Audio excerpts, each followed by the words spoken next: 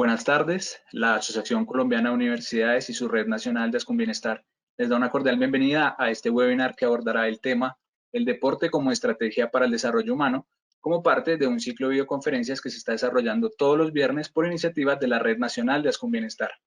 En esta oportunidad agradecemos a la Universidad Pontificia Bolivariana, Universidad Francisco de Paula Santander, Escuela Colombiana de Ingeniería Julio Garavito y la Universidad de Santander, Campus Valledupar, por apoyar esta sesión. A continuación, presenta un saludo el coordinador de deportes de la Escuela Colombiana de Ingeniería Julio Garavito, Fred Asprilla Coronado, y coordinador nacional de Ascundeporte y Actividad Física.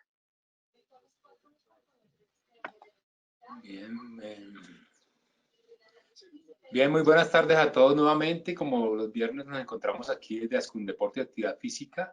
Primero quiero agradecer nuevamente a Ascun por permitirnos estos espacios tecnológicos para poder compartir con todos nuestros panelistas y con todos los invitados estos espacios. Agradecerle a Jaime Giraldo y a la Universidad Pontificia Bolivariana por este espacio. Les comento que ya nosotros desde Ascun ya empezará otra etapa. Las universidades ya están preparando sus protocolos para hablar para la virtualidad y la semipresencialidad. Entonces, eso es un espacio diferente donde nos hemos ido apoyando todos. El próximo 18 de junio tendremos nuestro pleno de bienestar con los jefes de bienestar, directores de bienestar. Entonces esperamos seguir produciendo muchas más ayudas para que en estas épocas de cuarentena pues tengamos herramientas como salir adelante. Nuevamente un saludo a Sergio, a Jaime, perdón, y les agradezco por este espacio. Muy amables. Muchas gracias, doctor Fred. Ahora le doy la palabra a la psicóloga de bienestar universitario de la Universidad Pontificia Bolivariana, Natalie Velázquez Cuartas, e integrante de Ascundesarrollo Humano y Promoción de la Salud en el Nuevo Antioquia. Bueno, un saludo muy especial para todas las personas que están conectadas en este momento. Agradecerle a Ascun la posibilidad de articularnos de esta manera con la temática del día de hoy. Como les mencionaban entonces, yo hago parte del nodo de desarrollo humano y promoción de la salud de Antioquia. Nosotros hemos venido trabajando de manera articulada durante este año y también, digamos que, proponiendo nuevos elementos para compartir con las demás universidades desde estas nuevas lógicas de la virtualidad. En ese sentido, ya hemos tenido un primer encuentro donde tuvimos un experto que nos habló sobre todos los retos que vienen con esto de la atención virtual, porque es algo a lo que nos estamos viendo enfrentados de manera común ahorita. Y tuvimos un encuentro de experiencias significativas de las universidades en las que pudimos también, tomar atenta nota de lo que desde distintas instituciones estamos haciendo en este momento para garantizar el acompañamiento de nuestras comunidades universitarias. Y aprovecho y les extiendo la invitación para un evento que tenemos abierto al público el próximo 17 de junio, que tiene que ver con estrategias de telepsicología y telesalud. Vamos a tener de manera especial como invitada a una de las universidades de acá de Medellín que está desarrollando un aplicativo para la prevención y la promoción de todo lo que tiene que ver con la parte de salud mental. También, como nodo, estamos, por supuesto, articulados con la coordinación a nivel nacional, en constante comunicación con Alexandra Velandia. En ese sentido, entonces, los invitamos a que también se conecten con nosotros, a que participen de los eventos y de las iniciativas que tenemos y que están articuladas en todo momento con Ascun. Y les agradecemos mucho su participación el día de hoy. Y bueno, luego van a tener la posibilidad de escuchar entonces a Jaime Giraldo, que es la persona que el día de hoy desde UPB nos va a compartir una ponencia muy interesante y muy pertinente en este momento. Muchas gracias a todos.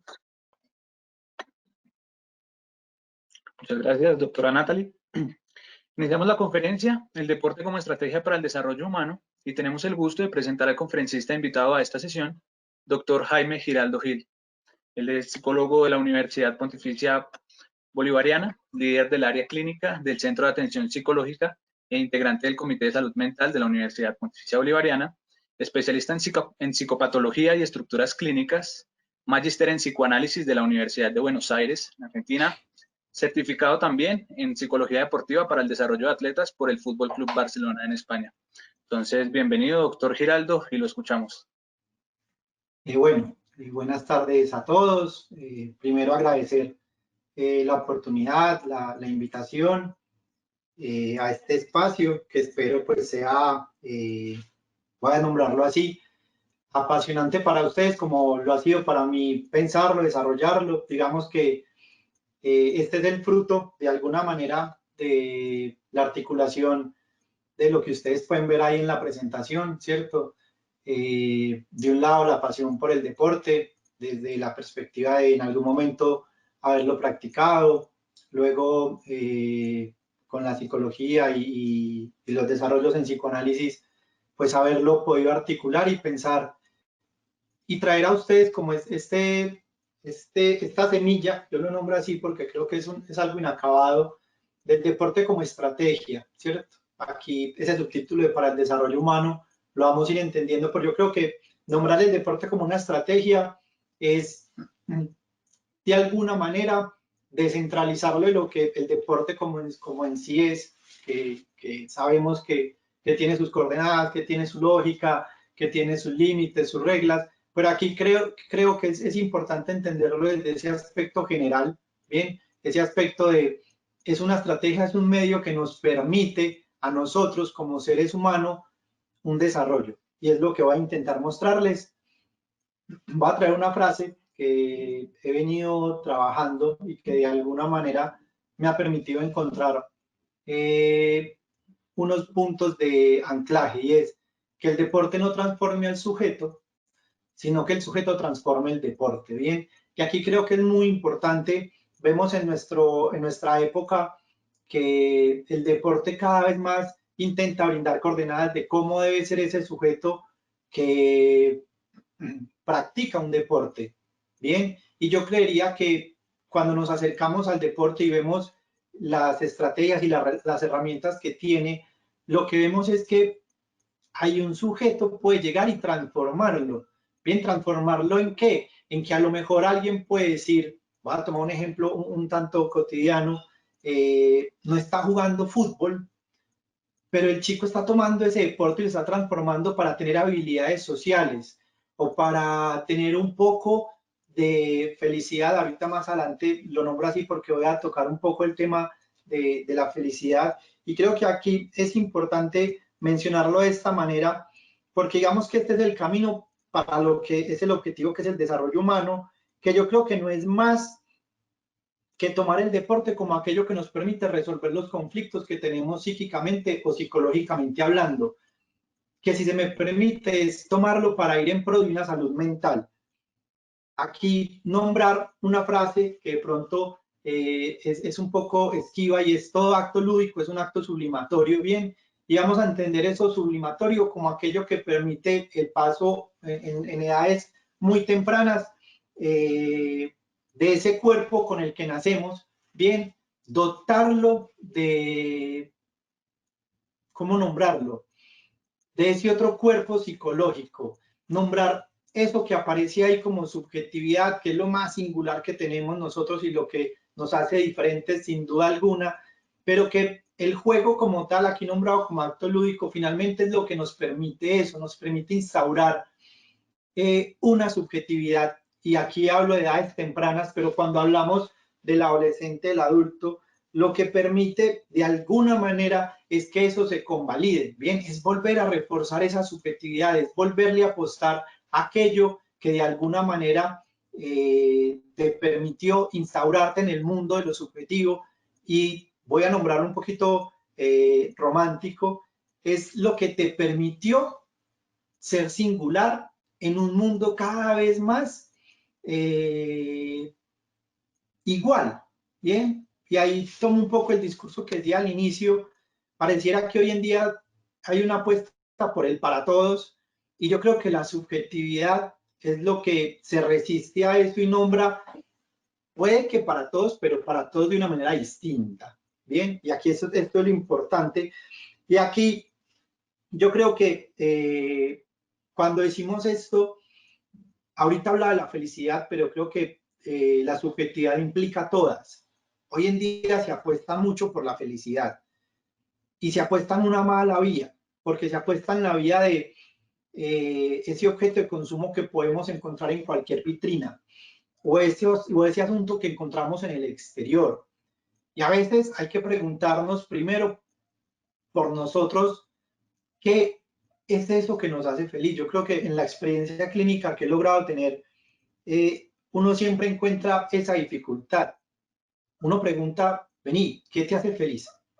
Y hay dificultades para contestarla, ¿bien? O a veces cuando se tiene una respuesta y es en la vía de lo exterior, uno encuentra que muchas veces es insuficiente y que cuando se va en esa vía, cuando se va en la vía de verlo como un objeto más que podemos consumir, pues terminamos enfrentados a un constante, esto no es, ¿bien?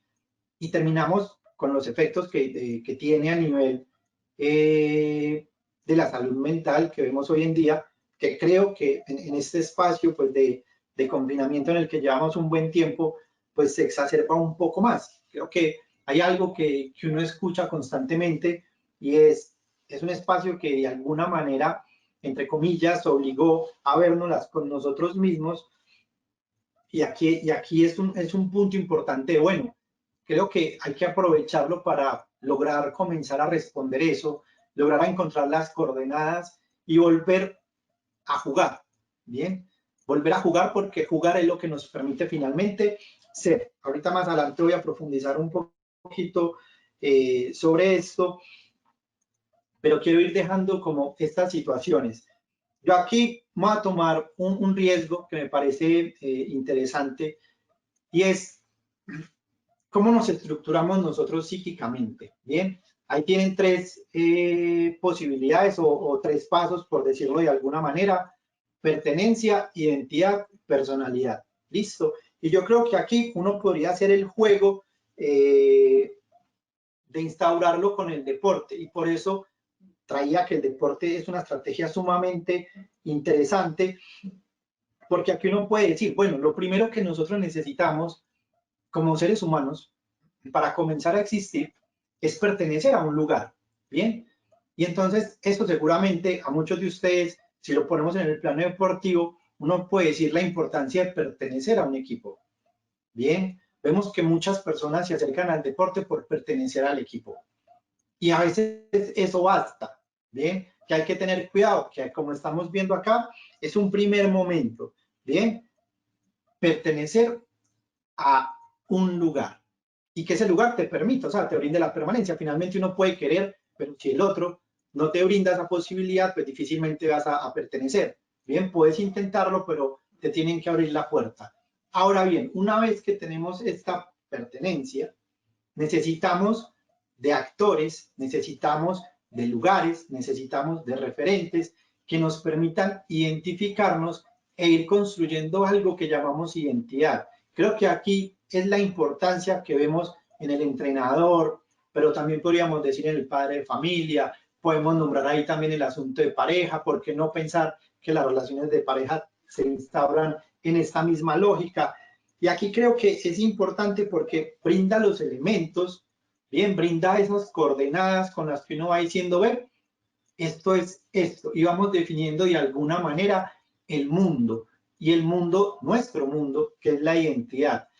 Aquí hay un aspecto muy importante, porque, ojo, aquí surgen muchas desconexiones y creo que el deporte nos permite muchas veces mostrar esto, y es que yo debo mostrar estos elementos, y entonces aquí vemos la necesidad o la funcionalidad de los colores, del uniforme, del entrenador, de los valores que se instauran a nivel deportivo, de las reglas que tiene un deporte, de los escenarios donde se juega, de los actores que intervienen, entonces el rival, el juez, los padres de familia, la cancha, que son todos elementos que están al servicio de la persona que llega, que pertenece, para que los haga parte de su identidad. Bien, pero ojo, debe ser una construcción de la persona, porque a veces nos vamos en la vía de tienes que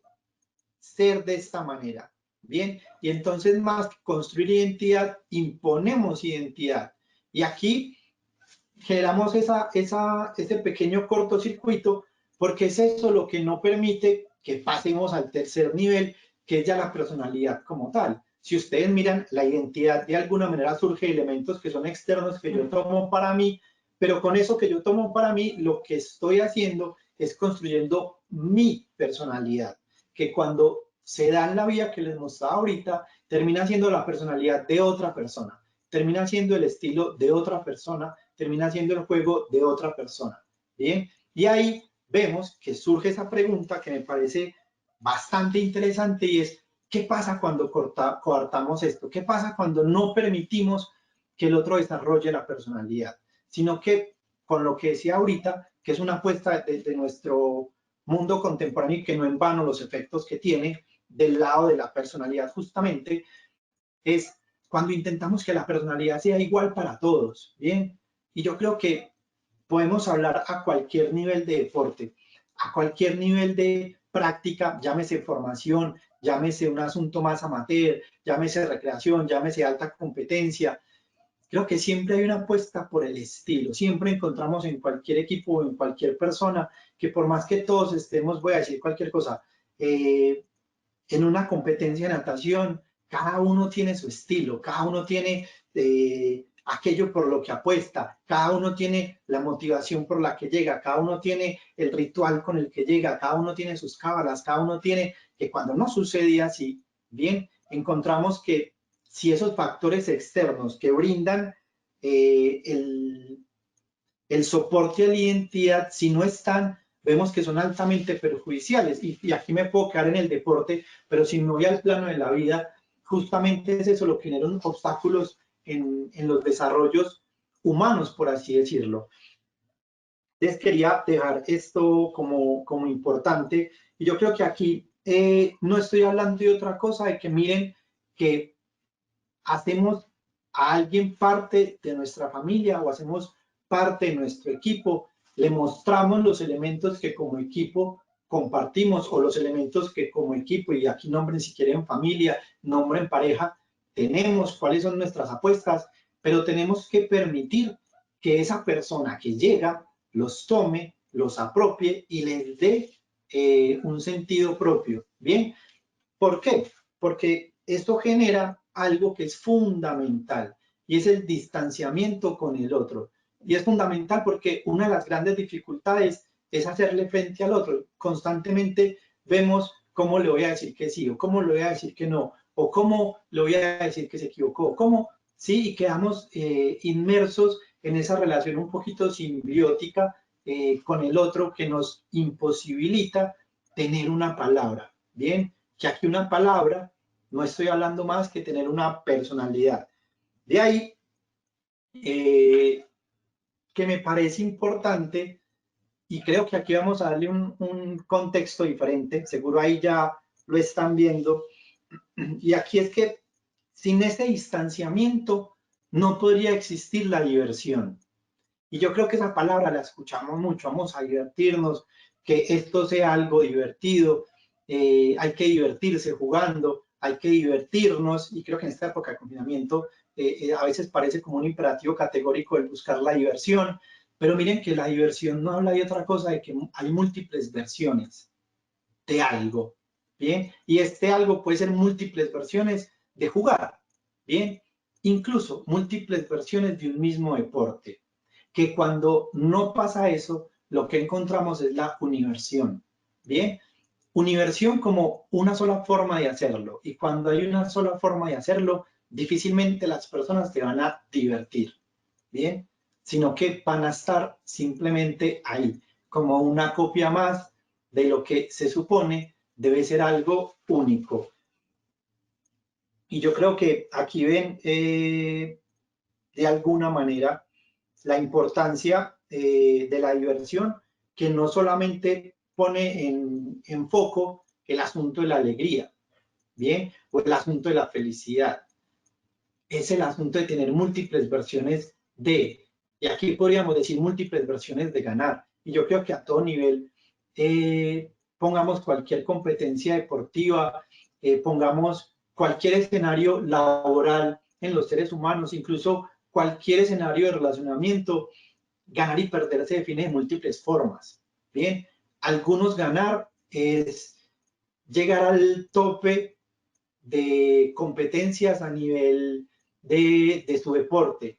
Para algunos basta con estar en un equipo. Bien, incluso creo que Guardiola alguna vez lo decía, que me parece interesante traerlo. El equipo perfecto está compuesto por el que necesita ser titular y ganar, el que necesita ser titular y el que basta con ser suplente y el que basta con pertenecer al equipo. Bien, miren que hay un sinfín de cosas y que lo interesante más allá de quien lo diga es que muestra esa múltiple versión o esa diversión que hay en la conformación de grupo, ¿sí? En la conformación de vínculo con el otro. Bien, y yo creo que miren que aquí obviamente gran parte de los ejemplos los traigo del deporte, pero incluso miren que he ido al deporte, familia, relacionamiento, porque no nos olvidemos, estamos trayendo el deporte como una estrategia, ¿bien? Y entonces miren los elementos que estamos trayendo del deporte, que ahorita los vamos a profundizar un poco más, pero entonces aquí te abre un reto bastante interesante, y es que entonces vamos a articular deporte y palabra. Ya les dije ahorita cuando jugué un poquito con ella, y es que la palabra vamos a tomarlo como aquello que nos hace diferentes, algo que se puede nombrar de una misma manera, cada quien la significa de una manera totalmente distinta. Y aquí entonces vamos a decir que el deporte genera palabra, ¿bien? Y que la palabra es lo más tranquilizante que tenemos como seres humanos. Y aquí el deporte es la estrategia que muchas veces me permite generar palabra. Y eso no es más que permite que las personas encuentren un lugar tranquilizante. Yo creo que vemos esto y ahorita con esto del confinamiento, si ustedes ven, una de las estrategias que primero se abrían es la posibilidad de hacer deporte, ¿bien? Y no es más que otra cosa que es porque eso genera palabra, de eso algo se tiene que decir. Y entonces ahorita vemos el asunto de se reabren algunas ligas, algunas competencias y encontramos que allí donde muchas personas a lo mejor antes no veían, vamos a poner el que está ahorita, el que primero inició el fútbol alemán, la gente lo veía por tener algo de qué hablar, ¿bien? Y aquí yo creo que ese poder hablar es significar nuestras experiencias, que es lo más importante, y que en este caso sería significar esta situación que estamos viviendo. Otorgarle una palabra es otorgarle la posibilidad de generar momentos de apaciguamiento de estados de ansiedad, de estados de angustia. Miren que de alguna manera el deporte pues nos permite eso. Aquí voy a tomar lo que he venido desarrollando para decirles que, digamos que significados de experiencias, podemos sumarle temores, podemos sumarle miedos, o sea, lo que permite es complementar esa emoción. Y aquí quiero hacer una diferencia porque muchas veces encontramos el discurso de que hay que racionalizar las emociones y hay que llevarlas a un plano de no, yo estoy hablando de complementarla. Es sentir la emoción, cualquiera de ellas que sea, pero sentirla y saber de dónde surge. Las emociones no son por orden del azar, ni son casualidad. Bien, tienen una causa que finalmente permite tramitarla, brindarle unas coordenadas que son propias, es de nuestra historia la que se trata, que se pone en juego ahí. Y aquí uno podría decir que como entrenadores, como padres, en este caso como psicólogos, debemos tener algo presente. Y es que una de las formas en las que aparece la palabra en los seres humanos es el silencio. Bien, entonces ahí, ¿cómo nosotros hacemos con el silencio? ¿Cómo podemos comenzar a conversar con el silencio? Porque ojo que no es un reto menor, ¿bien? Y yo creo que aquellos que son padres de familia, aquellos que son entrenadores, aquellos que tienen pareja, aquellos que tienen amistades, aquellos que hacen vínculos, los seres humanos en general, nos cuesta hacer mucho con el silencio, ¿bien? Y ahora entienden un poquito por qué, porque miren el peso que tiene la palabra a nivel psíquico. Y entonces, aprender a hacer con el silencio es objetivamente hablando cuando dos personas están presentes. Doctor, ¿puede repetir lo del silencio? Lo que pasa es que se perdió un poquito la señal. Ok, que decía que una de las formas en las que aparece la palabra es el silencio. Y entonces que tenemos que encontrar estrategias para trabajar con el silencio, ¿bien? Porque no es silencio como tal. Silencio en cuanto un tercero llegue y mire que dos personas no se hablan. Es diferente, pero están hablando. Y hay que posibilitar, ¿bien? Que el silencio emerja y trabajar con el silencio. Tenemos entonces un reto, ¿bien? Y es que ya sabemos que en todo juego participan subjetividades, ¿bien? Y entonces aquí el reto es cómo las conocemos, cómo las rescatamos en su singularidad, cómo hacemos que el juego entre en ellas sin abolirla. Ojo, sin abolir la subjetividad, o podríamos cambiar por sin abolir la personalidad de cada sujeto que nos llega, pero tampoco sin abolir el juego como tal, porque sabemos que es muy peligroso y fatal para la motivación cuando en aras de reconocer situaciones ligadas a la personalidad, quitamos la esencia del deporte, porque perdemos el deporte. Y perder el deporte es que perdimos una estrategia. El deporte hay que conservarlo como tal, ¿bien? Pero hay que traerlo, descentralizarlo un poco y usarlo como una estrategia, ¿bien? Que me parece que es sumamente importante. Digamos que aquí voy a traer algunos aportes de algunos autores. Jacques Henriot, bien, que tiene un texto que en francés es le jeu, que es el juego, tiene una frase que es muy interesante y es, para jugar hay que existir. Bien, creo que con lo que hemos venido trabajando, queda claro que existir no es necesariamente algo que se traduce como nacer. Bien, a ese ser que nace, bien, orgánicamente hablando, hay que permitirle que nazca subjetivamente hablando. Listo. Aquí traigo una segunda que es de Jacques Lacan y que dice, existir es posible en la medida en la que se pierde. Es introduciendo una pérdida que existimos como humanos.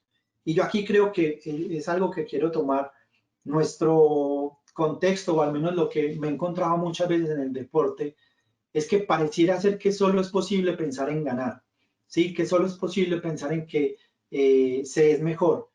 Y ganar y se es mejor desde una perspectiva netamente competitiva, netamente deportiva, es decir, que solo importan esos 3 puntos, que solo importa la medalla de oro, que solo importa el campeonato. Y yo creo que una de las formas en las que se puede llegar allá es introduciendo la posibilidad de perder. Bien, es desde la pérdida que uno logra encontrar la posibilidad de triunfar.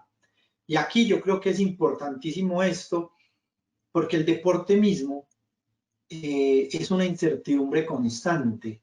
Bien, piensen ustedes, son 20 equipos o 20 competidores o 150 competidores dependiendo del deporte que hablemos, y se premia uno. Bien, campeón es uno. Y entonces las posibilidades ahí te dicen que uno puede soñar con ser uno, bien, pero debe tener la posibilidad de que no sea así.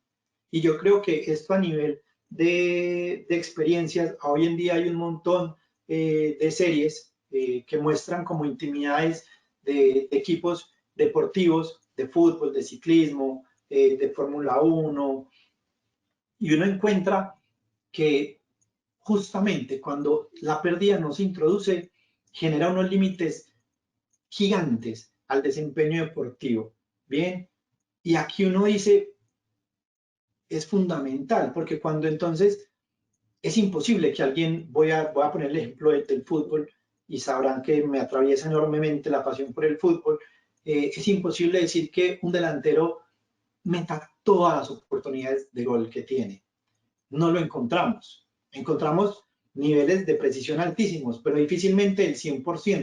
Entonces hay que introducir algo, porque cuando se erra, hay que tener la posibilidad de salir de ese perder para ir tras otra oportunidad, ¿bien? eso famoso que yo creo que ahorita con el documental de la dinastía de los Bulls y de Jordan, pues creo que ha resonado bastante en la medida en que uno falla la posibilidad de ganar. Bien, he ganado porque he fallado 1000 veces. Entonces ahí es importante mencionar esto, que yo creo que aquí esta tercera frase, que es de George Bataille, curiosamente las frases me llegaron y si ustedes se dan cuenta, los 3 primeros son autores franceses.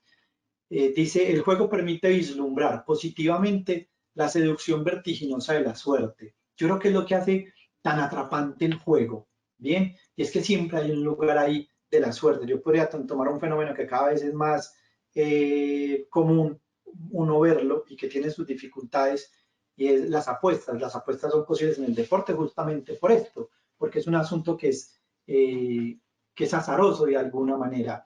Y por último, pues traer una frase de Sigmund Freud y es, todo niño, yo me atrevo a agregarle a la frase que también el adulto que juega se comporta como un poeta.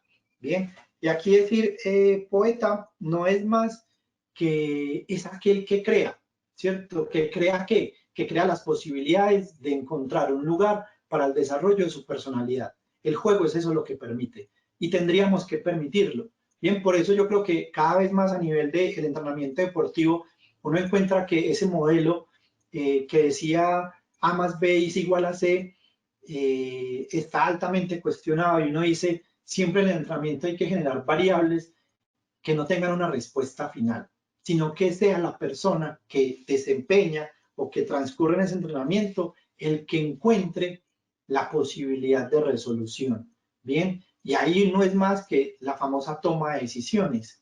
Bien, la toma de decisiones, cuando uno le dice a alguien A más B es igual a C, no tiene ninguna toma de decisiones, está siguiendo una orden. La toma de decisiones se instaura cuando uno le permite al otro crear.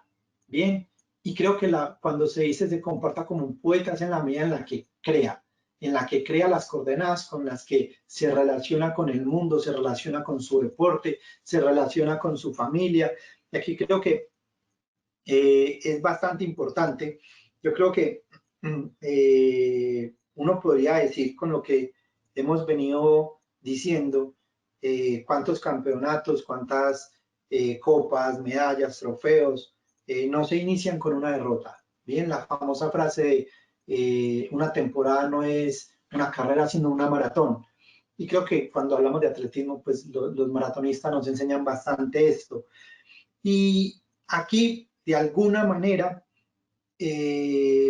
cuando se introduce solo la posibilidad de ganar, que ya se los dije es muy contemporánea, digamos que lo que estamos erradicando finalmente no es más que el factor humano. El factor humano, si ustedes ven, es el factor diferencial que tiene el deporte, pero también es lo que permite al deporte introducirnos un factor diferencial en el mismo, que el fútbol nunca sea el mismo fútbol.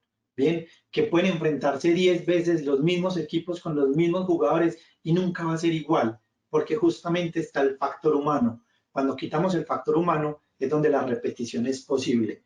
Entonces aquí creo que es importante hacer esto y que finalmente el factor humano es lo que hace el juego impredecible, pero voy a ser más contundente, es lo que lo hace interminable. Y ahí está la clave para el desarrollo humano a otras esferas que no sea el deporte. Obviamente en el deporte pues tiene toda su uso o su aplicabilidad, pero en otras esferas es tomar el deporte porque nos vuelve la posibilidad de desarrollo humano algo interminable. En la medida que el deporte está ahí y su característica por ser o estar ligada al factor humano es que no puede estar ligada a la repetición. No hay dos partidos iguales, por decirlo de esta manera. Yo creo que aquí no quiero olvidar un texto que me parece muy interesante y es los que fracasan al triunfar. Yo creo que ahí también se juega lo humano. En lo humano, digamos que el factor humano también hace eso, que aquello que el mundo de hoy muestra como hay que ganar, para algunos es imposible. Y entonces el factor humano muestra que algunos, cuando van a ganar, lo que hacen es fracasar. Fracasar porque el ganar se muestra como algo complejo. Y entonces eso hay que trabajarlo y miren que hay que trabajarlo justamente desde la derrota o la posibilidad de perder mejor. Bien, porque es lo que de alguna manera instaura. Hay una frase que quisiera traer y es un poquito, la voy a dejar así para que cada uno de ustedes la desarrolle un poquito, y es que el amor surge al borde de la pérdida. Bien, que no es más que decir que el amor surge cuando la posibilidad de perder a esa persona se instaura. Entonces ahí voy a dejar eso como en pausa, y voy a simplemente decir que los lugares del deporte, por lo menos algunos que me he encontrado, pues de un lado está como juego, de otro lado está como síntoma entiéndanlo, no en la vertiente negativa, como síntoma es como algo que le permite al ser humano resolver conflictos, ¿cierto? A veces uno encuentra al chico que va a jugar porque eso le permite olvidarse de los problemas que tiene en su casa. Bien, a veces juega porque eso le permite olvidarse, y voy a tomar aquí un síntoma orgánico para darle más peso aún, le permite olvidar el hambre que tiene. Bien, entonces otro lugar que tiene el deporte es como síntoma. Otro es como reconocimiento, ya les dije que es una parte fundamental, pertenecer a algún lugar, entonces que otro te reconozca, que te dé un lugar que te permita desarrollarte. Y como estrategia, bien, que como estrategia es lo que podemos tomar del deporte para intervenir, acompañar o desarrollar eso que hemos llamado humano, bien, o ese factor humano.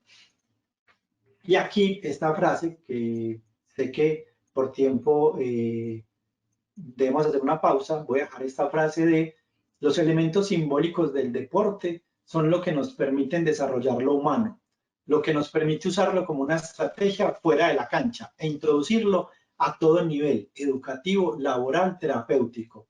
Es el deporte más allá del deporte, es el deporte como medio, o mejor, como sostén para la vida. Voy a dejar aquí que sé que debemos hacer una pausa y ahorita continuamos. Gracias, doctor Giraldo. Así termina la primera parte de la conferencia. Recuerden que si tienen preguntas pueden hacerlas a través del chat de la plataforma. Ahora, desde el área de bienestar de la Universidad Francisco de Paula Santander, nos invitan a ver un video en el cual nos comparten una experiencia cultural desde la virtualidad.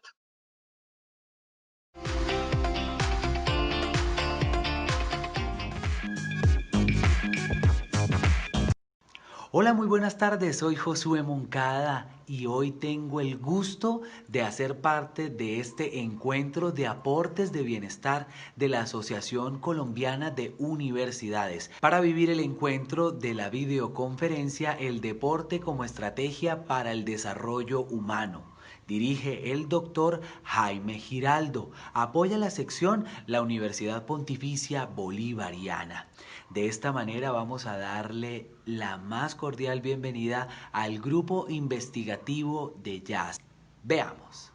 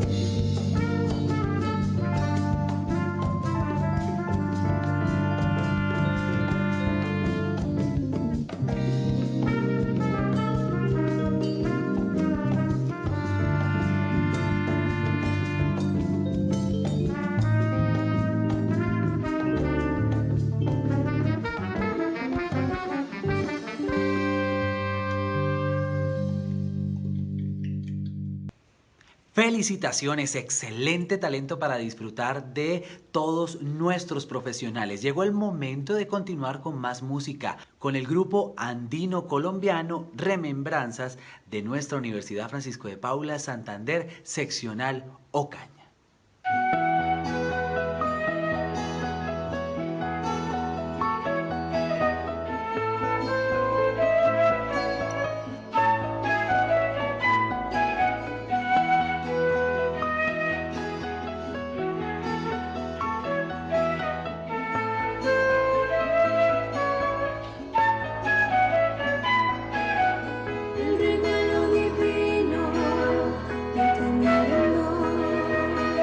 Satisface tu alma, pero hay frustración cuando ellos no están, cuando no hay atención y pierdes el valor. Son los detalles que hieren el corazón, me invaden los recuerdos de ser la atención.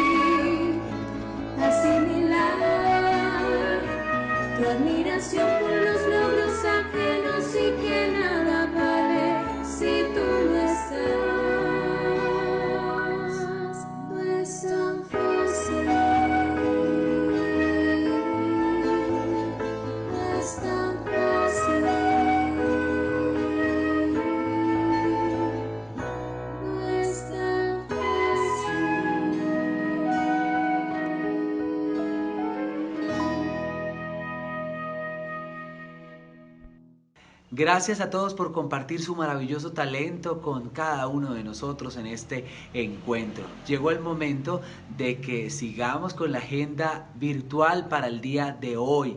A ustedes invitarlos especialmente a que sigan conectados con Bienestar de la Universidad Francisco de Paula Santander, seccional Ocaña. Nos vemos. Institución sujeta a inspección y vigilancia por el Ministerio de Educación Nacional. Bueno, es el trabajo que han venido desarrollando desde el área de cultura en la Universidad Francisco de Paula Santander. Seguimos con la segunda parte de la conferencia, el deporte como estrategia para el desarrollo humano, por el doctor Jaime Giraldo Gil. Adelante, doctor. Bueno, Bienvenidos nuevamente. Quiero iniciar aclarando algo que de pronto no quiero que se malentienda cuando decía lo de introducir la pérdida con relación al ganar. Claro que hay que introducir el ganar, ¿cierto? Es fundamental. Pero yo creo que el reto es cómo lo introducimos para que se vuelva un interminable. Bien, que no nos pase como los equipos o los deportistas que cuando ganan algo se les acaba toda posibilidad de continuar.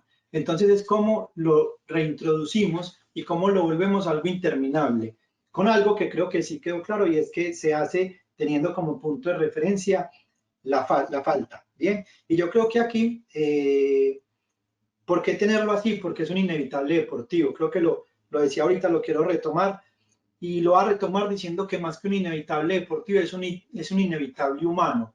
Bien, fallar vamos a fallar siempre, como padres, como profes, como pareja, como amigos, como hijos, cualquier relación que quieran poner ahí, vamos a fallar. Y eso es lo bonito, eso es lo que apasiona de lo humano de alguna manera. Y aquí quiero decir que por suerte es así, porque la falta es lo que nos mantiene vivos. Y aquí voy a retomar algo de Lacan, y es que no falte la falta de alguna manera. Aquí voy a introducir entonces que el juego está hecho para fallar.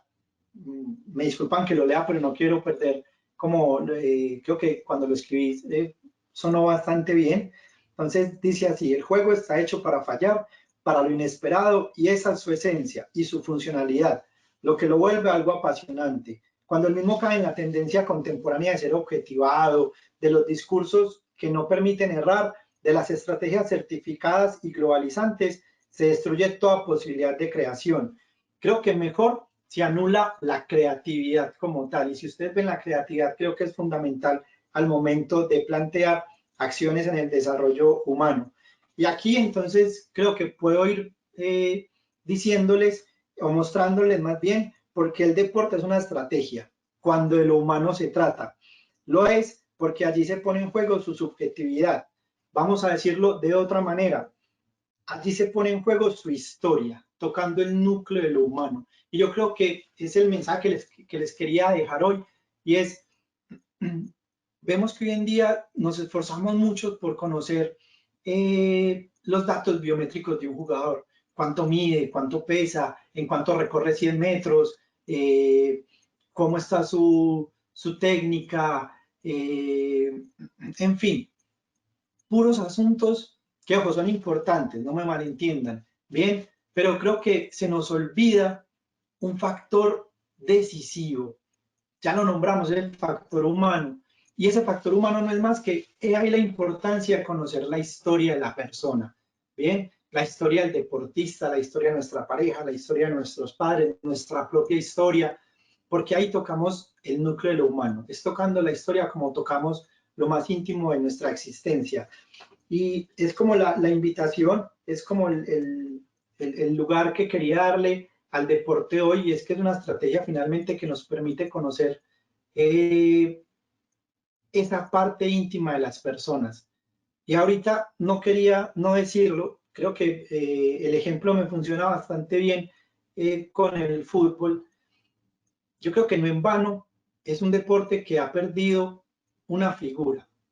Y lo retomo porque ahorita cuando corregí un poquito el texto y dije creación, no creatividad, me vino eso a la cabeza y no quería no compartírselos, y es, se ha perdido el volante de creación, bien, el volante 10, que si ustedes miran, en la historia siempre ha tenido un lugar diferencial. Entonces yo creo que tomando esa pequeña referencia es, no dejemos perder la creatividad en el deporte, porque si ustedes miran, el deporte como sí, como estrategia como tal, es lo que permite ser creativo al momento del desarrollo humano. Es re interesante cuando uno lleva el deporte a las empresas y les dice, venga, trabajemos esto de una manera diferente. Y no estoy diciendo el deporte como se lleva muchas veces, que es del lado de la pausa activa, del movimiento, de la actividad física como tal, sino cuando se llevan los escenarios simbólicos que, como la frase que logran tener en pantalla dice, nos permite trabajar. Cuando llevamos esos elementos que permiten que un ser se sienta que pertenece a un lugar y que ese lugar de alguna manera le da herramientas para ser. Bien, para ser como cada uno debe buscar serlo. Bien, aquí quería dejarles algunas frases que he recortado, tengo otras que ahorita las complemento y las quiero traer para que tengamos un espacio de aquí en más para construir saber juntos, bien, para saber sus dudas, sus comentarios y a partir de allí podamos construir algo con relación o teniendo como presente esta muestra que les he traído hoy.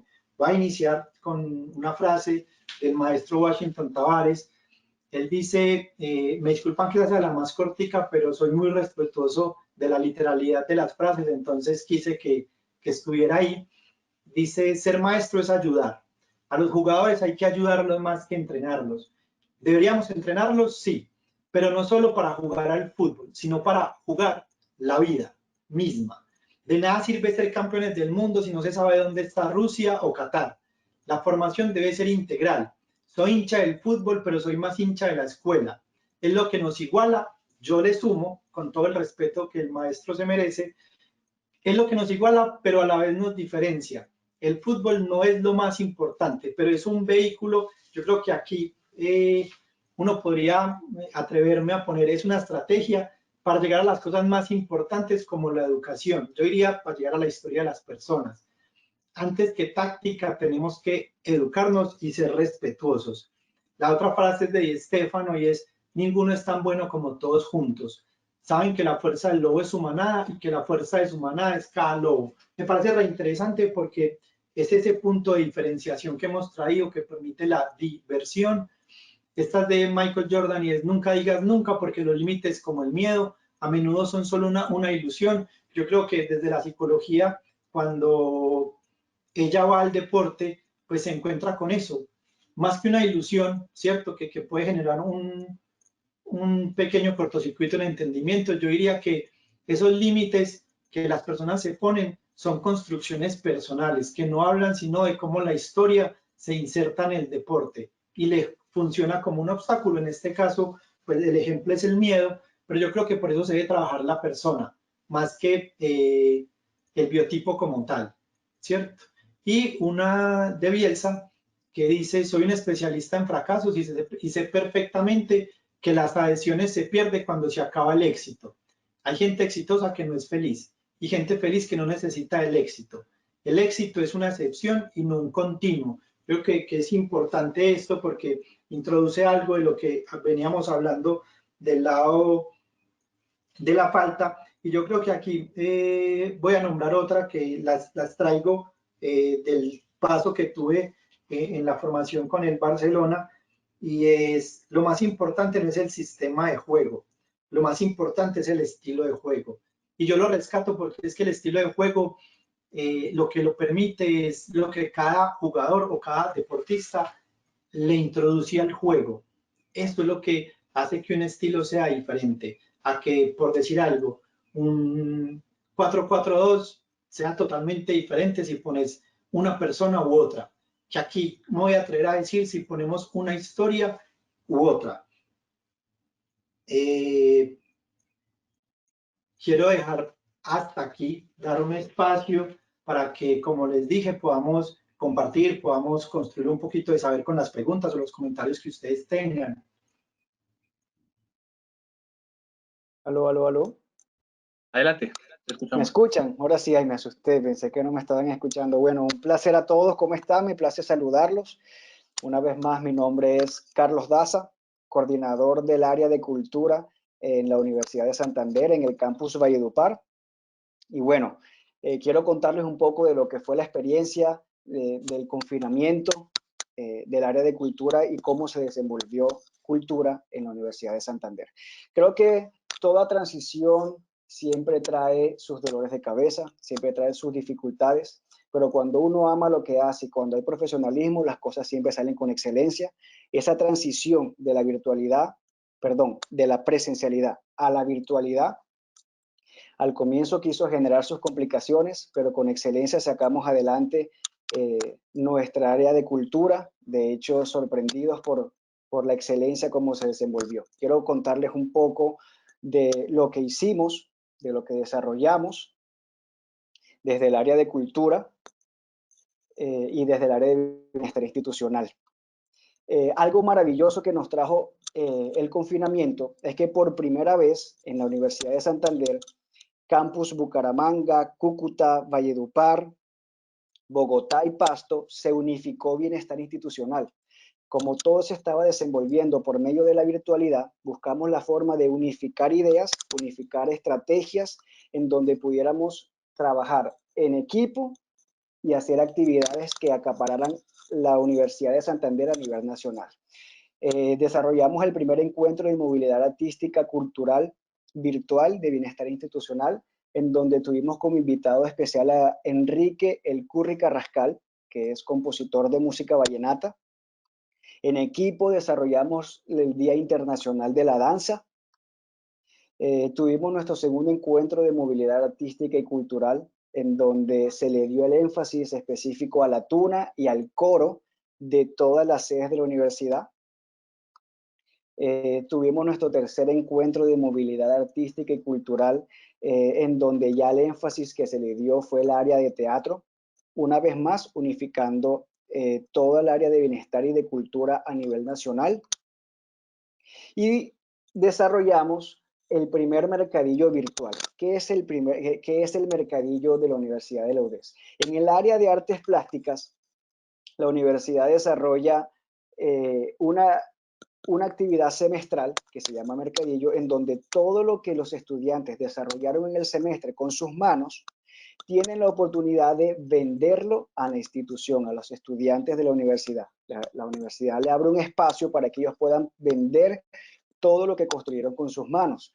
Y en medio de la virtualidad no fue la excepción, se conectaron todos a nivel nacional y se realizó no solamente el espacio para que ellos expusieran todas sus artes, todo lo que desarrollaron y sus manualidades con sus manos, sino que pudieran tener la opción de venderlo por medio de la virtualidad. Ya independiente como Universidad de Santander, Campus Valledupar, solamente el campus de Valledupar, en el área de cultura, desarrollamos el evento de arte dramático en el Caribe colombiano, donde estuvimos como panelista Nina Marín, maestra en arte dramático, especialista en dirección y producción de cine y televisión. En alianza con ASCUN, desarrollamos el Encuentro Cultural Universitario de Música Vallenata, Versos y Piquerias, donde lo desarrollamos durante 2 días, en donde el primer día tuvimos como invitado a Álvaro Díaz y en nuestro segundo tuvimos a Luis Ángel Pastor, que es el bajista de Carlos Vives, y a Rosendo Romero, que es de los mejores compositores de música vallenata. Adicionalmente, desarrollamos la primera Semana Cultural UDES, en donde la virtualidad, casualmente, lo que para muchos pudo haber sido un impedimento, generó la opción de que pudiéramos tener invitados como Luis Tamayo, actor de cine y de televisión, quien vive en España. Pudimos tenerlo en la virtualidad y tener un espacio con ellos. Cada día de la Semana Cultural acaparaba un área del arte. Entonces, el lunes, por ejemplo, se le enfatizó a la música, el martes era teatro y tuvimos a Luis Tamayo, Manuel Pérez, Jorge Campo, Rafael Rivera como panelistas. El miércoles, una vez más, se le dio la oportunidad a música y tuvimos a Ibar Gutiérrez. El jueves, artes plásticas con Efraín Quintero y José Aníbal. Y el día viernes se le dio al área de danza, donde tuvimos como invitados a Carlos Alberto Vázquez y a Mónica Lindo de las Salas, maestros en la ciudad de Barranquilla. Adicionalmente, el grupo de teatro desarrolló durante el semestre una obra que se desarrollaba por medio de la virtualidad, donde cada estudiante desde su casa, cada que le tocaba hacer una intervención, abría su micrófono, hacía su ponencia y se desarrolló la primera obra de teatro por medio de la virtualidad. Y el coro de la universidad, que me encantaría que me dieran la oportunidad de reproducirlo ustedes desde allá, desarrolló su primera obra todos desde su casa y luego simplemente lo ensamblamos en una plataforma web. Me encantaría que lo reprodujeran, por favor. Hoy te prometo amor. amor eterno, ser para siempre. Tú y yo en el bien y en el mal, hoy te demuestro cuánto te quiero, amándote hasta mi final.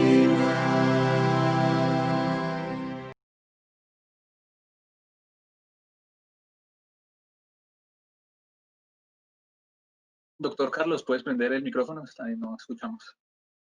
Listo, ahora sí.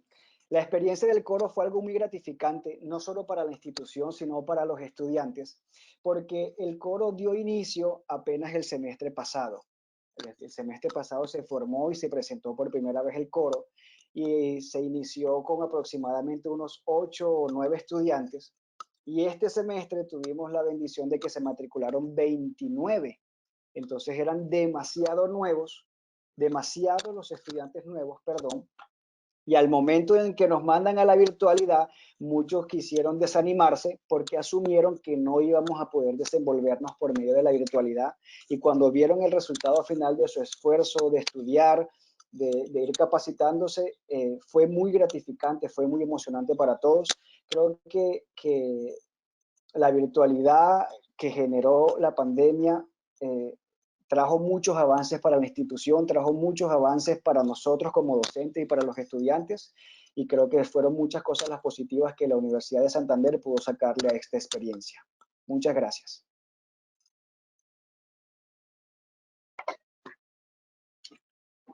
Bueno, muchas gracias, doctor Carlos. Entramos al espacio para responder las preguntas que en el transcurso de la videoconferencia se han presentado. Les invito al doctor Giraldo para que encienda su cámara. Mientras tanto, le pregunta José Aguirre, que además ha sido muy activo a lo largo de la videoconferencia.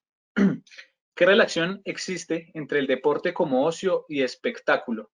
Además, también tiene otra pregunta. ¿Cree que el componente ético es relevante en cualquier manifestación deportiva? Bueno, yo aquí voy a comenzar por la última, ¿cierto? Yo pienso que cuando introducimos el componente ético, como lo mencionas, la ética tiene una dificultad, ¿cierto? Y es que la pensamos mucho desde lo colectivo y poco desde lo singular. Hay una ética colectiva sin lugar a duda, bien, pero yo creo que con lo que transmití se puede pensar que a esa ética colectiva hay que también mirar cómo cada persona, cómo cada sujeto la significa, bien. Yo creo que en términos, para generar como un mayor entendimiento, el bien y el mal es un asunto que se resuelve en lo singular. Podemos tener convenios en lo colectivo, pero siempre va a ser un asunto que se resuelve en lo singular, porque la experiencia nos muestra que allí donde incluso en aras de lo colectivo yo puedo decir, listo, estuvo mal, cuando se entrevista individualmente se dice, yo sigo pensando que estuvo bien, solo que en aras de no generar inconveniente, acepto renunciar a lo mío y darle paso a lo colectivo. Entonces yo creo que es un factor importantísimo, pero no nos podemos olvidar de mirar qué efecto tiene en cada persona, ¿cierto? Yo creo que es pan de cada día. Yo creo que a nivel deportivo esto de la ética, cómo entra a jugar. Bien, allí muchas veces donde uno ve una falta, por decirlo así, en términos muy futboleros, una falta que tira a partir al otro, el otro dice fui por la pelota, ¿sí? O no le di tan duro. Bien, entonces yo creo que la ética es importante, pero siempre hay que hacer ese rastreo por lo personal.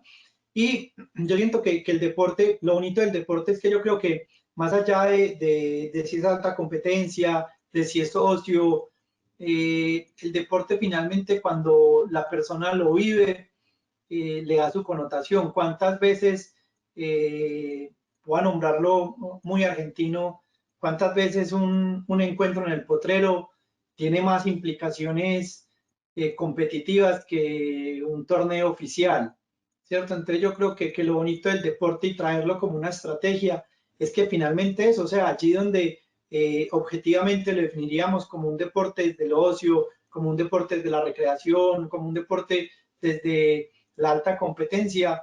Cuando el ser humano entra a jugar, entra bajo su propia historia, y allí algo que podríamos denominar ocio termina siendo o termina teniendo una relación, incluso a veces, obviamente, más sólida que la que pueda tener un deportista de alto rendimiento. Yo creo que este es un momento que uno lo puede ver. Uno sale a la ciudad por las rutas que sabemos que se tienen para el despliegue de lo deportivo, y yo creo que hay gente que no pertenece a ningún club, que no está a ningún orden competitivo, y trotan como si fuera eso. Y yo creo que es lo bonito del deporte, que tiene esa posibilidad de enfrentarte contigo mismo y de retarte a ti mismo, y de que todos los elementos simbólicos que el deporte tiene como tal, y que obviamente se despliegan mucho más en la formalidad, pues la informalidad nos muestra que aún ahí el ser humano encuentra estrategias para su desarrollo, ¿sí? O para su tranquilidad, como lo mencionamos, o si lo queremos poner un poquito más amplio, para su salud mental.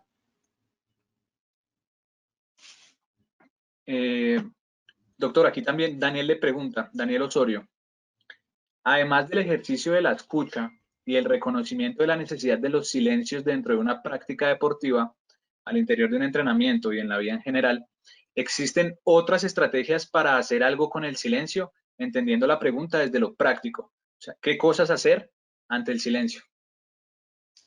Vale, ahí hay un asunto que es muy importante. Yo creo que voy a tomar como ejemplo, y me disculpan la redundancia, el mejor ejemplo que hay, que son los niños.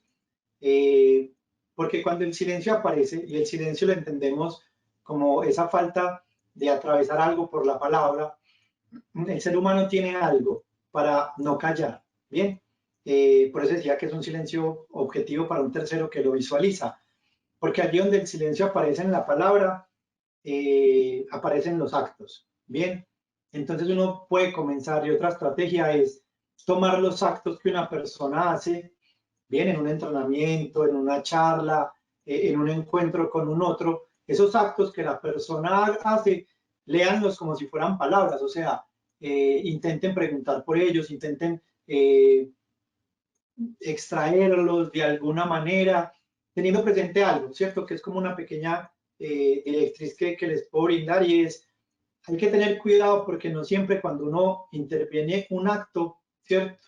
Un llanto, una rebeldía, que tiren la pelota, que se salgan del entrenamiento, que golpeen a un compañero, que allí no hay una explicación vía la palabra. A veces a ese acto pedirle palabra pues es un imposible, ¿cierto? O sea, si estamos hablando que el acto es la forma como se sustituye la imposibilidad de la palabra, o como se le da palabra al silencio, exigirle palabra va a ser complejo. Hay algo que funciona bastante bien, es responder con otro acto, ¿cierto?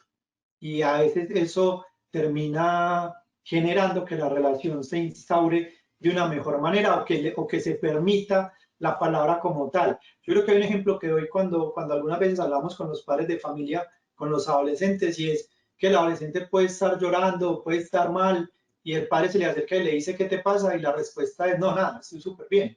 Y si como padres insistimos en, ven, pero mira que estás llorando, ¿cómo me decís que no? Mira cómo estás. Lo que aparece es un apartamiento, ¿cierto? Una imposibilidad de que cuando eso se traduce en, listo, yo escucho algo de ese acto o de esa distancia, y lo que digo es, estoy aquí por si me necesitas, y respondo con otro acto que es distanciarme un poco. Lo que uno encuentra a veces es que el adolescente vuelve y busca a esa persona para hablar, ¿bien?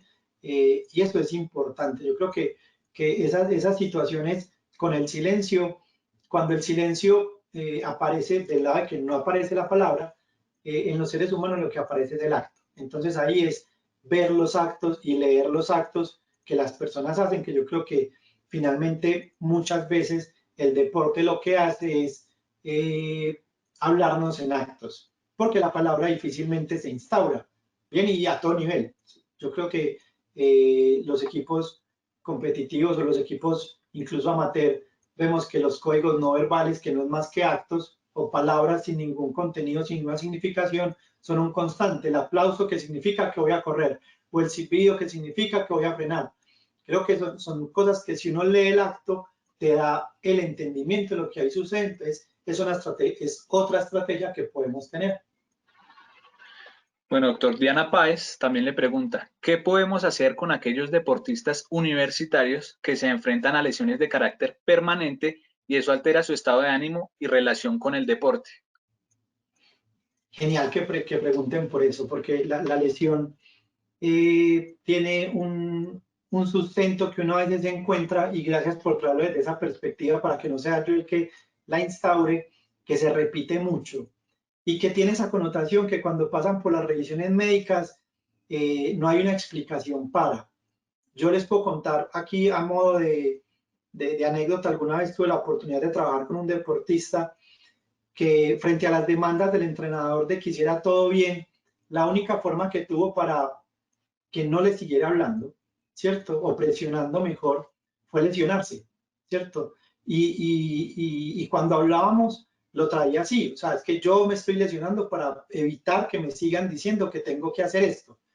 Entonces, creo que ahí lo importante es conocer, por eso decía ahorita, conocer la historia es fundamental, porque a veces las personas usan la lesión como modo de renuncia a lo deportivo, pero ojo, no al deporte, a lo que en ese momento suceda con el deporte. Podemos hablar de una relación compleja con el entrenador, una situación con los compañeros o con las compañeras difícil a nivel relacional, situaciones de corte, depresión familiar, muchas otras aristas que podemos incluir ahí. A veces la lesión es como un instrumento que el deportista tiene para frenar, ¿cierto? Para mostrar que necesita un stop. Que hay, como yo le estoy diciendo, y por eso hice la salvedad, no es con el deporte como tal.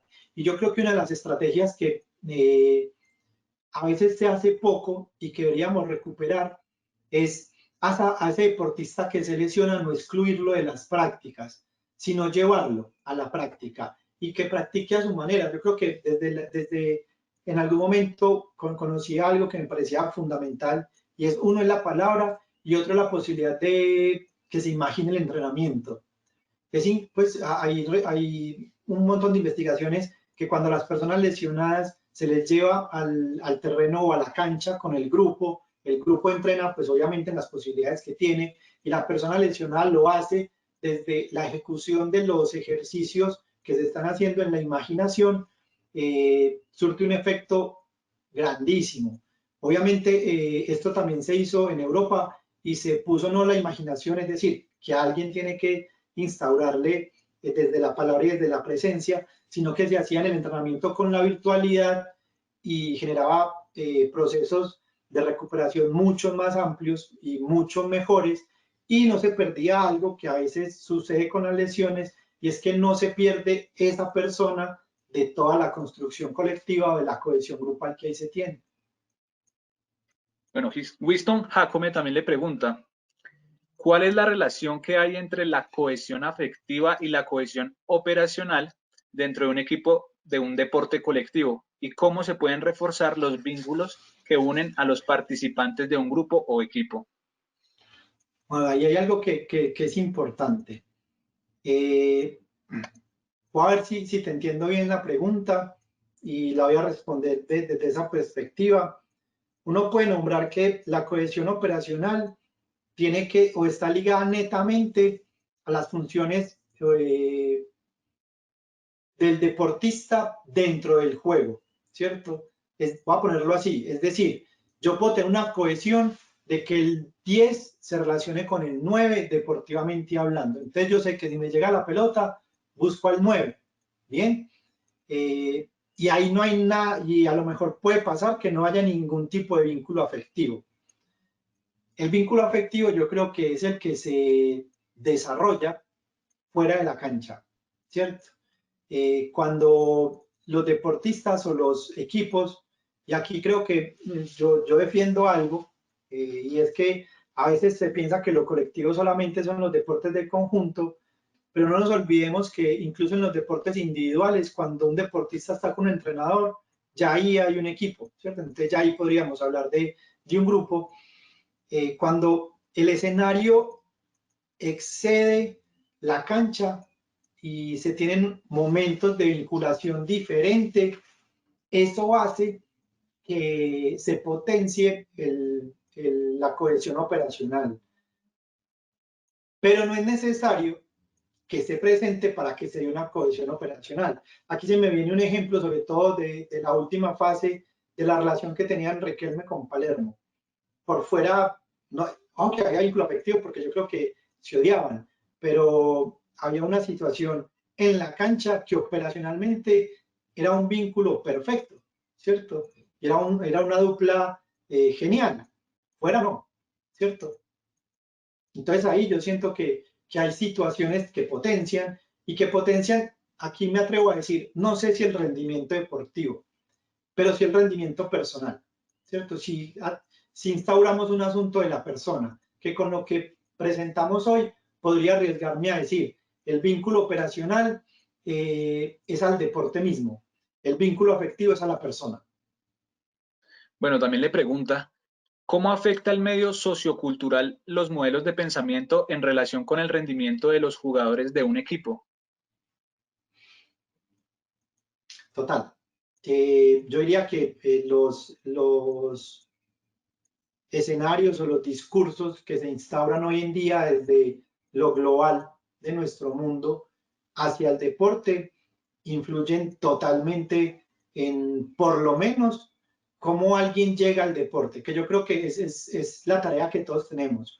Cuando alguien llega al deporte es cómo de alguna manera, no digo excluimos lo que se nombra, hay cosas muy importantes en el discurso sociocultural que nos funciona, pero es cómo lo tomamos, cómo lo recibimos esa persona, recibimos ese contexto, que lo nombras como sociocultural. Yo ahí podría influir el contexto familiar, o sea, cómo nos llega esa historia con todo lo que tenga, o sea, cómo nos llega ese chico, esa chica con esa familia, con ese barrio, con ese departamento, a lo mejor con esa ciudad, con ese país, cómo nos llega, con qué creencias, con qué preconceptos y cómo nosotros, desde nuestro quehacer, lo que intentamos es instaurar,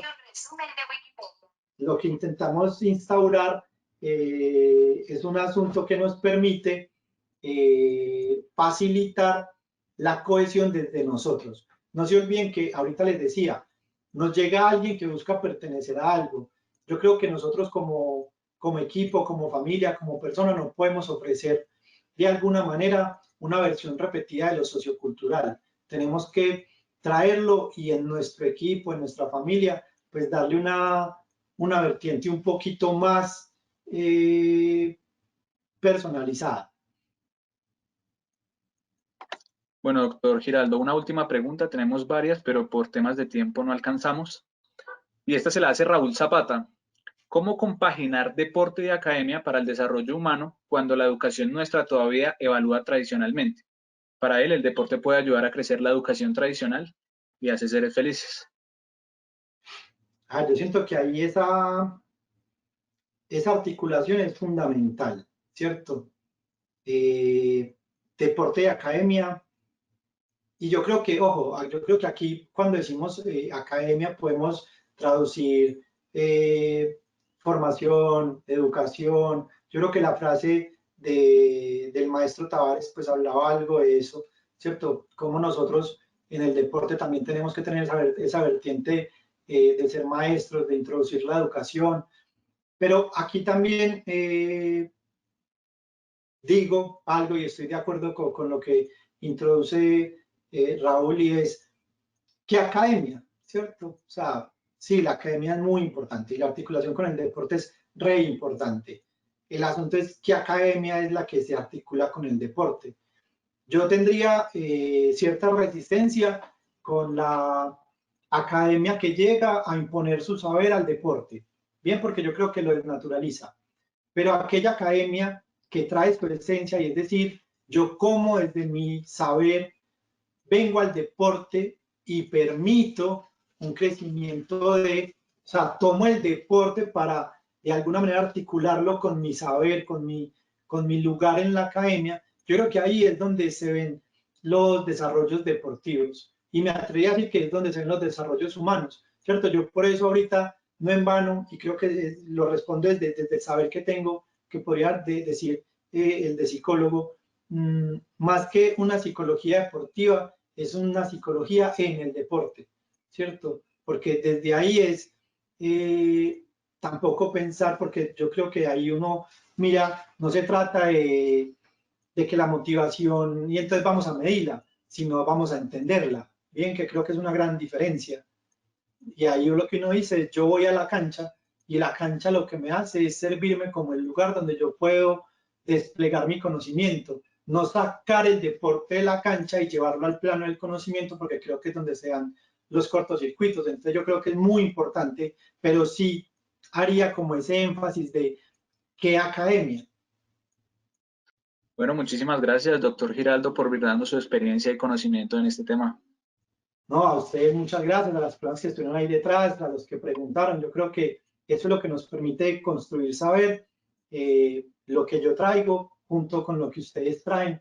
Y nada, esto es, como les dije, el fruto y la semilla de una pasión, de, como se dice popularmente, de una goma, de alguien que se formó como psicólogo, como psicoanalista, y que el deporte siempre lo ha atravesado. Entonces, es eso, es el deporte como una estrategia para tocar lo más íntimo de nosotros, que es nuestra propia historia. Bueno, recuerden que pueden encontrar esta y todas las videoconferencias que se han realizado en este ciclo de webinars en el canal de YouTube de la Asociación Colombiana de Universidades. Agradecemos el apoyo a los representantes de las universidades que hicieron parte de esta sesión de la Universidad Pontificia Bolivariana por coordinar la conferencia el día de hoy. Agradecemos también la participación de todos los que se conectaron a este webinar y los invitamos a la próxima videoconferencia el día viernes 19 de junio, titulada ¿Cómo enfrentar pérdida sentimental como consecuencia de una pandemia?, a cargo de la conferencista Diana Carolina Plazas. Si tienen alguna inquietud o sugerencia sobre esta sesión, pueden enviarla al correo comunicacionbienestar@ascun.org.co. En Ascun construimos universidad y transformamos sociedad. Feliz tarde para todos.